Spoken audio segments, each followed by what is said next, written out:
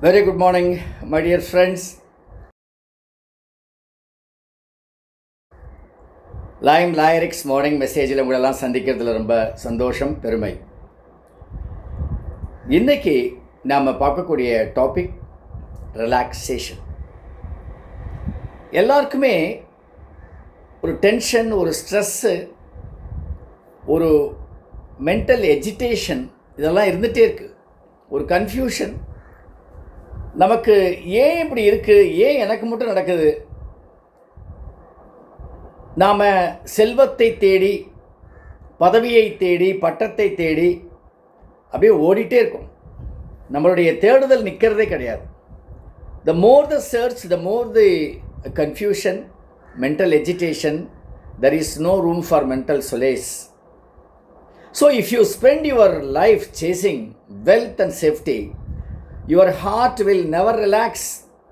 அதை எப்படி அடையணும், இல்லை அடைஞ்சதை எப்படி விடாமல் இருக்கணும், இப்படியே திங்க் பண்ணிகிட்டே இருக்கும். சதா சர்வகாலமும் அதை பற்றிய ஒரு இன்செக்யூரிட்டி நம்ம மனசில் வந்துகிட்டே இருக்கும். If you depend on others approval, அடுத்தவங்க என்னுடைய செயலை ஒரு வாட்டியும் அப்ரூவ் பண்ணணும்.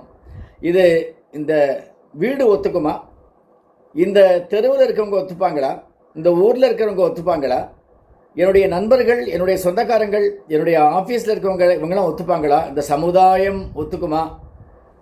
இப்படி பார்த்துட்டே இருந்தால் நம்மளால் வாழவே முடியாது ரிலாக்ஸ்டாக, பீஸ்ஃபுல்லாக. அப்போ என்ன பண்ணணும்? See, what I decide is decided by my own pros and cons, applicable to me and me alone. And மிஞ்சி போனால் என்னை சார்ந்து நெருக்கமாக இருப்பவர்களுக்கு அது பொருந்தும்.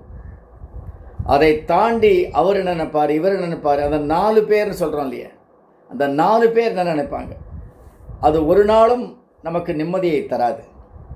நம்மளை சதா சர்வகாலம் யோசனையிலே வைக்கும். To what needs to be done. என்ன செய்யணுமோ அதை செய்யுங்க. என்ன உங்களுக்கு தேவையோ அதை பாருங்கள். உங்களுக்கு நெருக்கமானவர்கள் உங்களை கைவிட முடியாதவர்கள், நீங்கள் கைவிட முடியாதவர்கள்.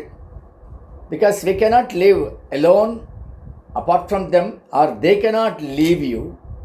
அவங்களுக்கு என்ன மென்டல் சொலேஸ் இருக்குது, அவங்களுடைய அப்ரூவல் என்ன இருக்குது, அதை மட்டும் நம்ம பார்த்தா போகிறோம். அதுக்கு மேலே நம்ம பார்க்க வேண்டிய அவசியமே கிடையாது. ஏன்னா இந்த ஓவர் திங்கிங் அப்படின்னு ஒன்று இருக்குது. Over thinking is not plans and programs.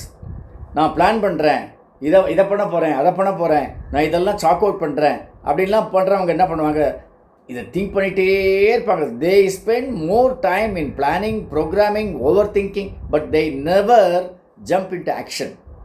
அதுதான் ப்ராப்ளமே. ஸோ அது நமக்கு it will rob us of the mental peace and relaxation. So detachment with attachment, என்னடா வேடிக்கையாக இருக்கே, அட்டாச்மெண்ட்டும் டிட்டாச்மெண்ட்டும் கம்ப்ளீட்டாக 2 டிஃப்ரெண்ட் திங்ஸ் ஆச்சு. அது எப்படி ரெண்டும் ஒன்றா சேல் ஆகும் அப்படின்னு நீங்களாம் யோசிக்கலாம்.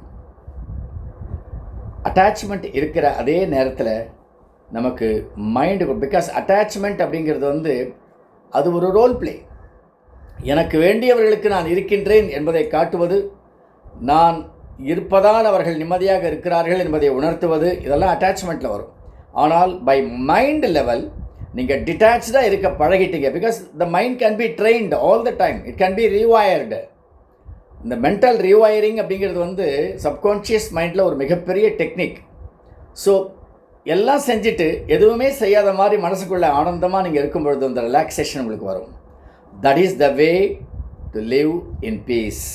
That is the way all sorts of any religion, any saintly person can edify this wonderful technique of attachment with detachment to enjoy relaxation mentally.